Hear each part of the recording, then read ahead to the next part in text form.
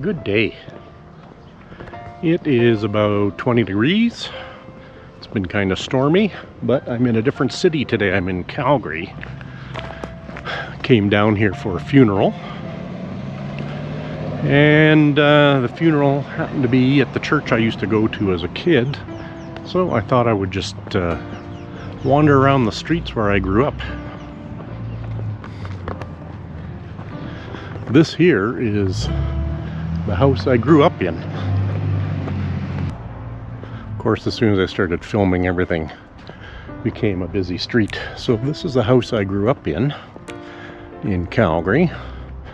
It looks significantly different from when I lived here. My dad did plant these huge spruce trees back in like 1964, and they really grown up.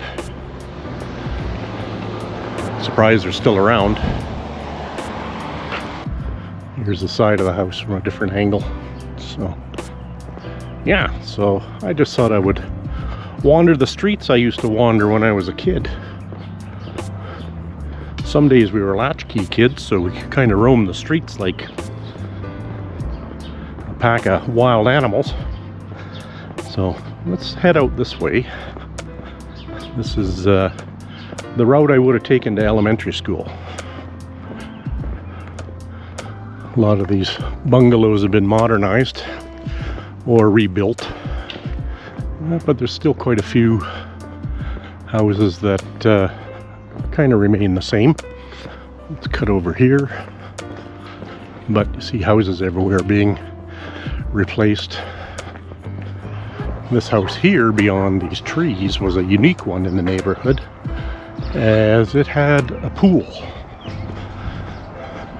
Never knew anybody who lived there, so never got to go in the pool, but you could hear them playing in it every now and again. There's a house that's looking like it did when I was a kid. All overgrown and everything. So this is the route I would take to school way back in the early 1970s. And to me as a kid, it seemed very far away. So we'll see how far it is when we get to the school. This is the field, park, baseball diamond, you name it, at Wildwood School. This is the school I went to from grade 1 to 6. It was an elementary school, obviously.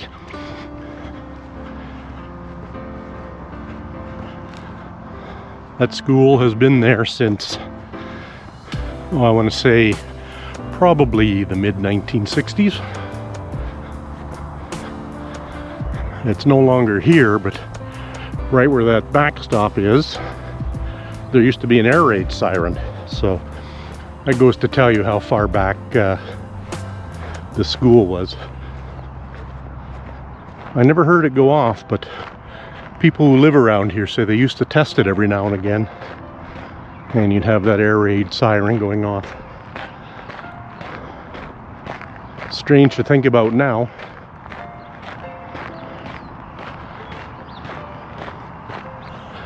This whole neighborhood's called Wildwood, hence the Wildwood School, and that's the Wildwood Community League, outdoor skating rink.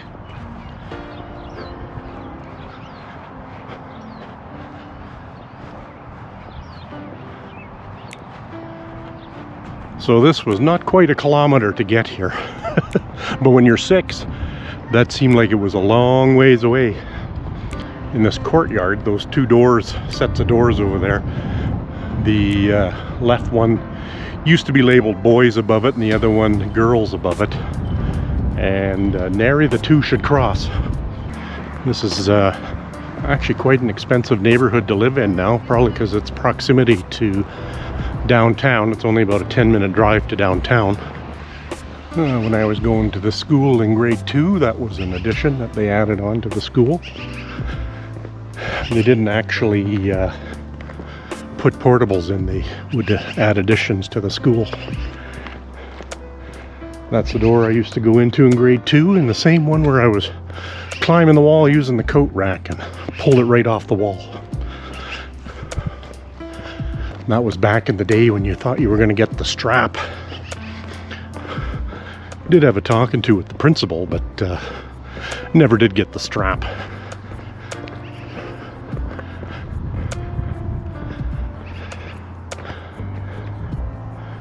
Interesting, mostly looks the same from 50 years ago. 50 years ago or more.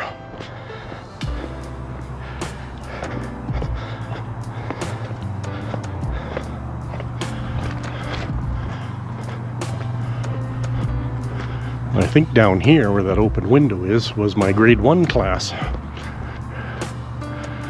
And that's the community league again.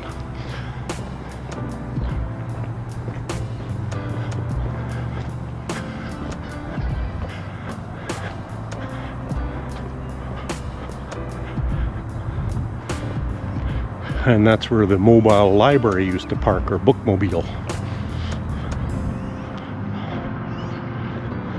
Well, let's just walk some of the streets I used to have friends on.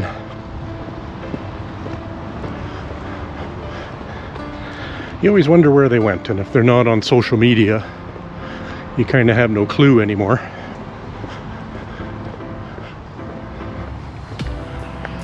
Some of these old bungalows have had a nice refurbishing. It's good to see they're still standing and not torn down and stick houses going in. There is a house that's in a dire need of a new roof.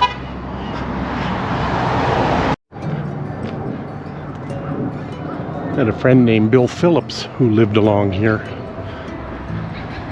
And I cannot remember which house was his. I think it might have been that green one that they've totally revamped.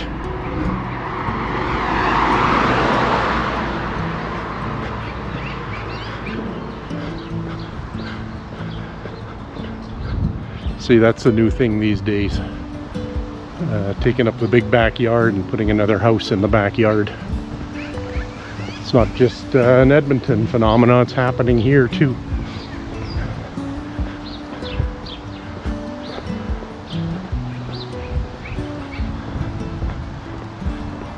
That bungalow there with the old wrought iron fence.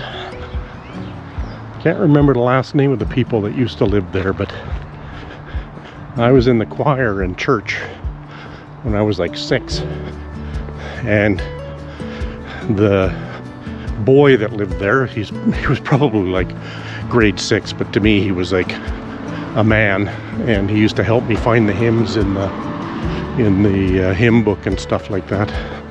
My friend Peter Bennett used to live in that house, and it's had quite the makeover since the 70s. Look at the size of the yards these houses have. I'm envious. Unless you're pushing the lawnmower, then I'm not so envious.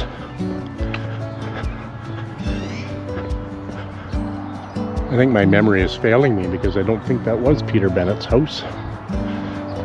It might have been one where that motorhome is. No, they never had a front driveway.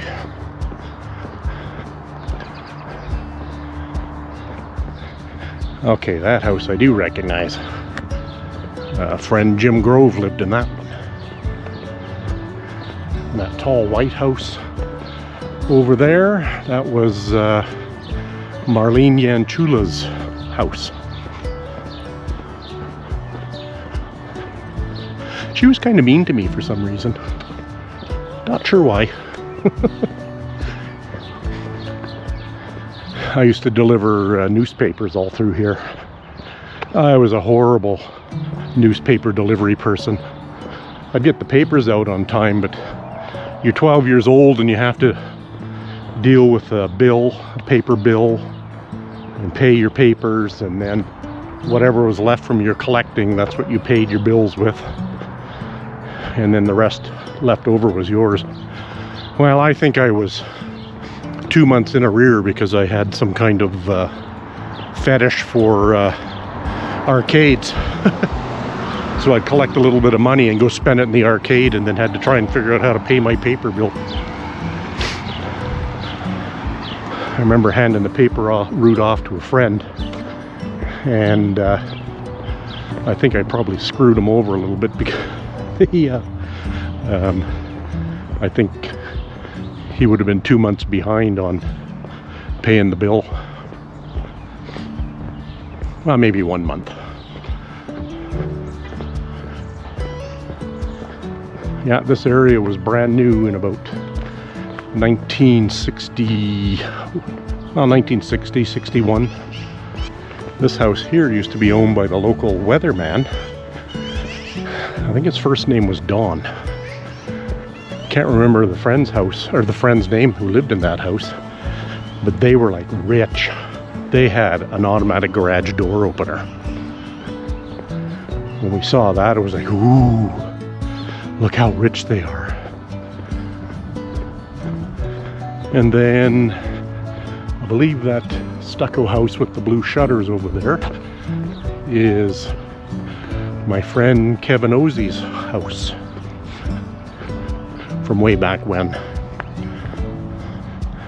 They used to have a Chevrolet Impala, might have been a Caprice wagon, and it had that clamshell rear gate where the window went up and the tailgate went down. That was pretty cool. All these places seemed so much further away when I was a kid. I think I said that already, but walking it now is like, well, this is nothing. So much for telling my kids how hard it was for me, you know, getting to school uphill both ways in a snowstorm wearing one boot and one shoe. Kind of hitting, not really rush hour, but getting home time, as it's a Friday. Had a friend who lived in this house when I was like 5. They ended up taking me to BC one time because they were moving out there. I scared the hell out of her mother because she gave us a candy and I started choking on it. It finally went down my throat on its own, but I think she thought I was going to die in her kitchen. I remember when we were about 10, a young couple had bought this house and they were just moving in and their grass needed cutting, and so we offered to cut their grass for money, of course. We don't do nothing for free. We're entrepreneurs. And my friend Colin borrowed his dad's lawnmower and ended up running over the power cord with it because it was an electric lawnmower. And so the guy that bought the house actually fixed the cord for him, but he was like very upset about what he had done. And that was Colin's house there. They had the house where us kids were not allowed in the living room, and one of his Saturday jobs was to rake the shag carpet. Oh, that's hilarious to think about now, but that was a sign of wealth or something. His dad used to be in marketing, selling Paulin's chocolates and stuff, chocolate bars and things like that. This house here used to be the Gogol's house, and they were good friends, John and David. They had a boarder that used to live there too. His name was Wally. Became an RCMP officer, and I had brush cuts all the time, and he used to call me hippie. And he would sit and play his guitar on the front porch every now and again. What was John and David's sister's name?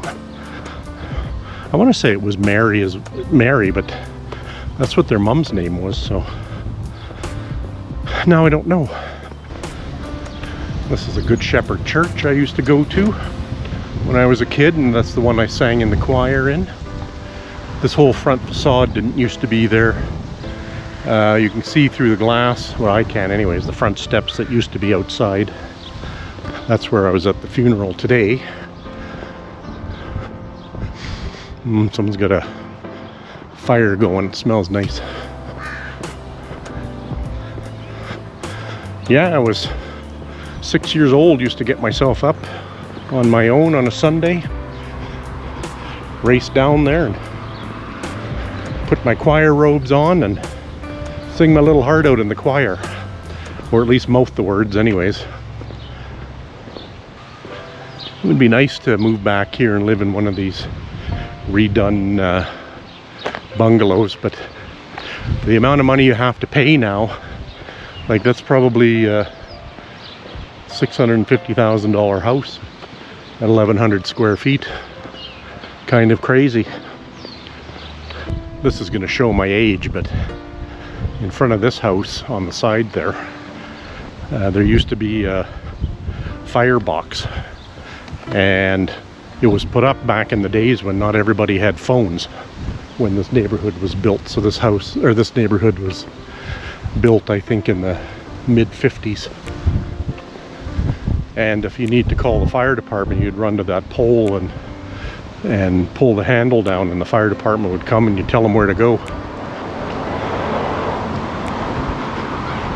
That doesn't make me old at all, does it? So we're now in the neighborhood of Spruce Cliff. We crossed 37th Street there, and that put us in Spruce Cliff.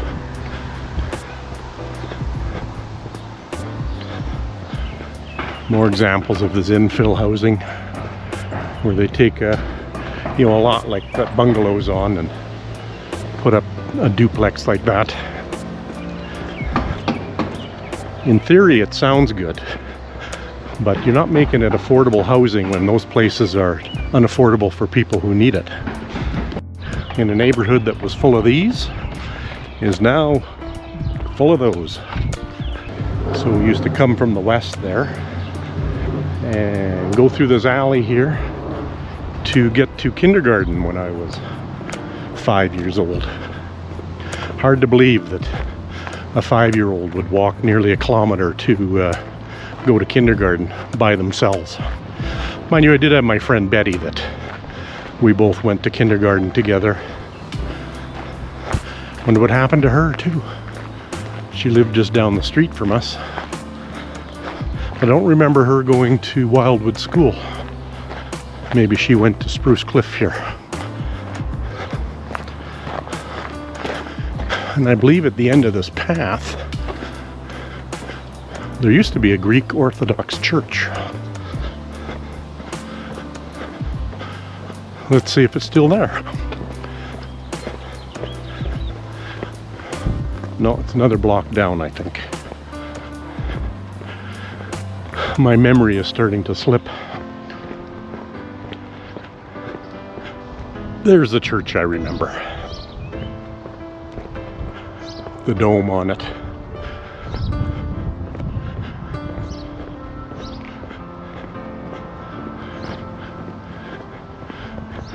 Yeah, Greek Orthodox Church. I remember that much. And this used to be M's Bakery. And you used to be able to come along here. And this was back in the day when they would make bread and take it out and deliver it to people.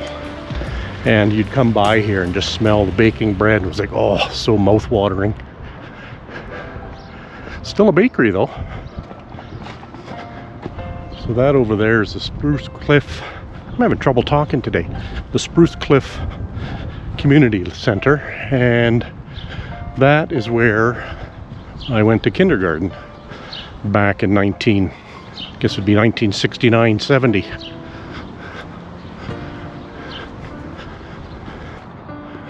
What is this here? Is it like bocce ball or something?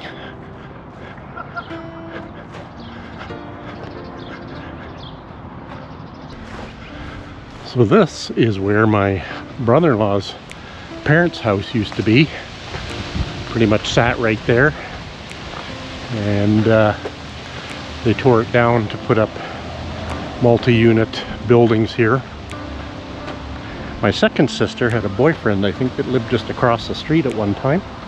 He was big into AMC cars. He had his last car was a Javelin with the 401 in it. Imagine it won't be long for these houses to be gone too. And row houses put up or something.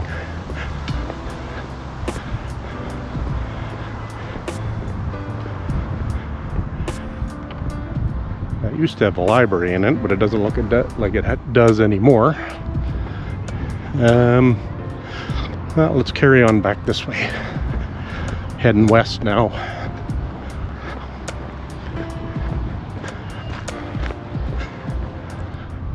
I guess you can't be too sentimental about the house you grew up in, because someday it's going to be like that. Instead of that, it turns into that. Some of these houses, though, are due for a major renovation anyways, so if you can put 6 addresses on one lot, I guess it's financially feasible. Over there is Westbrook Mall. Used to have at the other end Woolco in it. There's something you don't hear every day. It's a store named Woolco. It's now a big Walmart. Where that gym is, that used to be the theaters, Westbrook Theaters. Boy, this house really needs something done with it. See, this one's poised to have demolition, because the one next door to it burnt down at some point.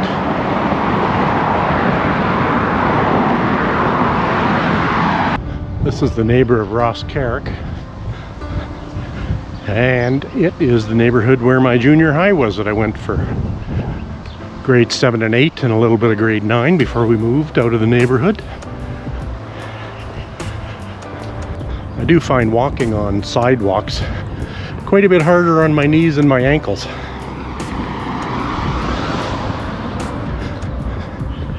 Obviously there's no give. I mean, I got orthotics in my shoes, but a little bit tough on the knees. Get over yourself, man. This here was my junior high, Vincent Massey School. So on the back side of the school was where you could take industrial arts, which is basically like a general shop class. That's where I learned photography and be able to develop pictures, and took apart my first engine and put it back together in there. And down past that used to be home ec. I don't even know if they do these things anymore in schools. And here, I think it's one of the 2 gyms. Had a lot of fun school dances there. They used to get DJs and have the whole smoke bombs and everything, and that's where on the slow dance you used to flop on a girl like a pair of zombies dancing around. That's what I remember anyways. You weren't really flopped, but you just looked like, I don't know, it was weird anyways. And these are 2 floors of classrooms. Remember, on the lower level I took language arts, or whatever they called it here. Next door was the French class that I never took, and got a lot of trouble in language arts. She was a good teacher, but I used to be a bit of a goof off. I think I only spent 1 time in the hallway though. And this is the other gym. The gym where you spent time doing square dancing. Do you people even know what that is anymore? I thought when I became an adult, you never know where you're going to be and a square dance would break out, and that's why they were teaching it to you. And the back side of the school there was where science class was. And over here across the street is where we used to hide in the alley and throw snowballs at the buses as they were going by. That really got them excited. They didn't like it much. I wonder why. So all of a sudden it'd be like a bunch of kids throwing snowballs. We never got caught, but at some point we had to quit.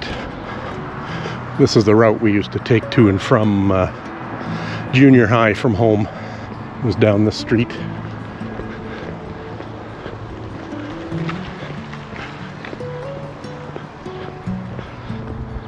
When you had to race home for lunch, because there wasn't no lunch program in schools when I was growing up. You'd race home for lunch and have I want to say a 40-minute lunch break. Go home, scarf down lunch, and run back again. That house over there used to be a bungalow. And the French teacher that taught at Vincent, Massey was the one that put that upstairs on it. I wasn't sure if he did it himself or what, but it took a long time. Whew, it's gotten quite warm out. Lots of blue sky now for the moment. Hopefully it's clear sailing all the way home. Got a 3-hour drive ahead of me yet after this. These are old houses. When my mom and dad first moved to Calgary from Vancouver, I'm not going to say that was the house, but there's a picture of them and my two older sisters, or my mom and two older sisters, in front of a house that looked like that. Yeah, I'm going to say that's around 1962 or something. Now, I'm not sure if we're able to cross Boat Trail there anymore. Oh no, I see a pedestrian light. When I think back to my youth, we were kind of feral kids. Get booted out at sun up and get called home when the street lights came on type of scenario. And nobody was any of the wiser about what we were doing. Unless we got caught doing something. I think I gotta go over here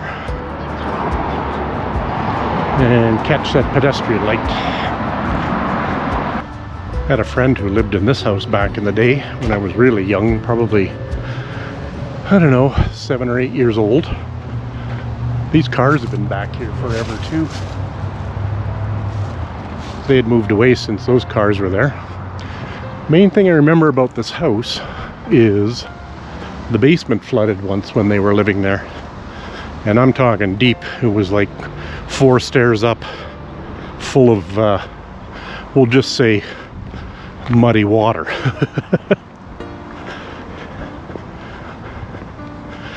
Can't even remember what friend that was.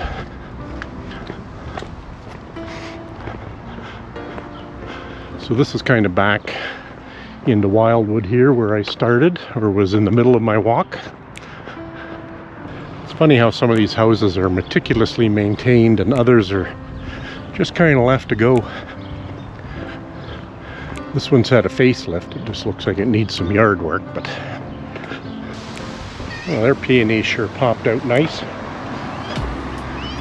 I got one plant in my backyard that after years and years, finally 2 flowers came out on it. It always sprouted up and got to about 2.5 feet high, but wouldn't flower, but finally got 2 flowers on it this year. I was amazed. Oh, there's the old homestead over there again. And my truck's just down the way. One thing I forgot that just popped into my head, a motorcyclist got killed up against that duplex there. Somebody ran the intersection and he was going through. I'm not sure who was at fault, but unfortunately he hit the side of that duplex and died. I remember my mom going over and putting a blanket on him, but he had expired. Okay, back to the truck. So let's see how we did. Okay, that was 6.83 kilometers in 1 hour and 17 minutes. And my little trip down memory lane in Calgary, Alberta, in my old neighborhood in my youth.